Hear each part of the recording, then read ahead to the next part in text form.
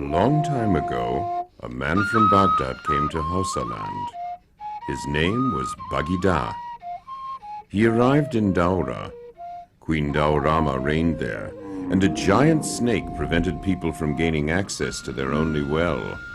Bagida killed the snake and quenched his thirst. Then he married the queen. Their first son was Bao. Bao had 6 children. They went out and founded the Hausa kingdoms.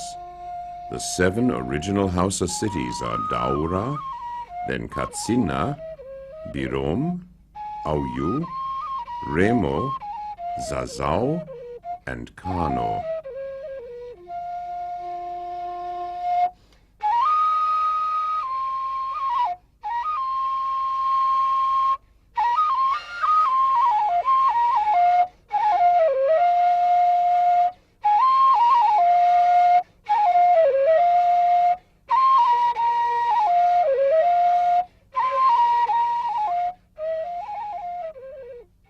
Kano, like I said, that initially is one of the 7 Hausa states. Initially, it started from the hill of Dala, which is supposed to be an iron ore prospecting settlement.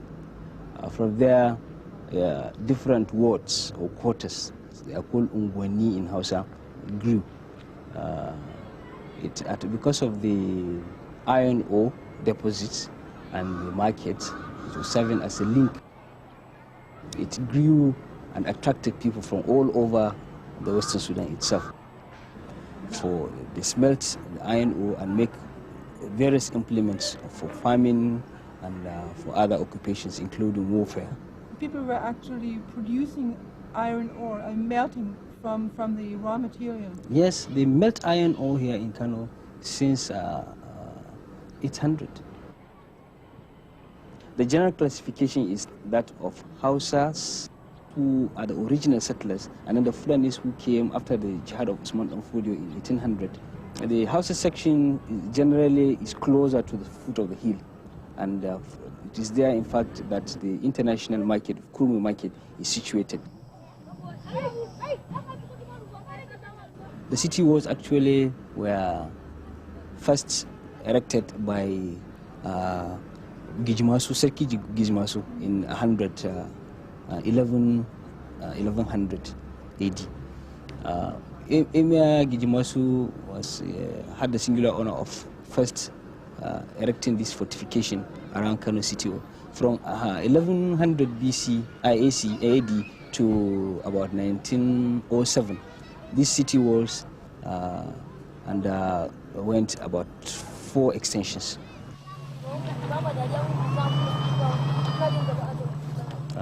After the Fulani jihad of 1800, they adopted the Hausa kingship system.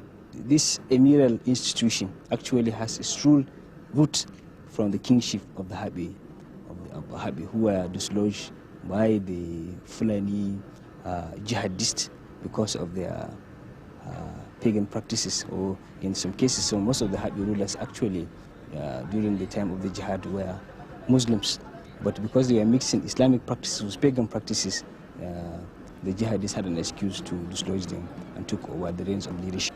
But largely, most of the aspects of the kingship are maintained, like the ceremonies, because the things that the emirs wear, their mode of dressing and other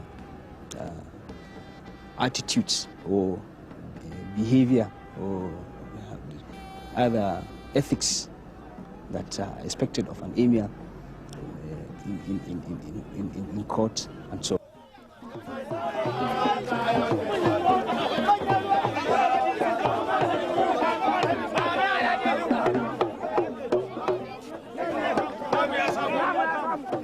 Now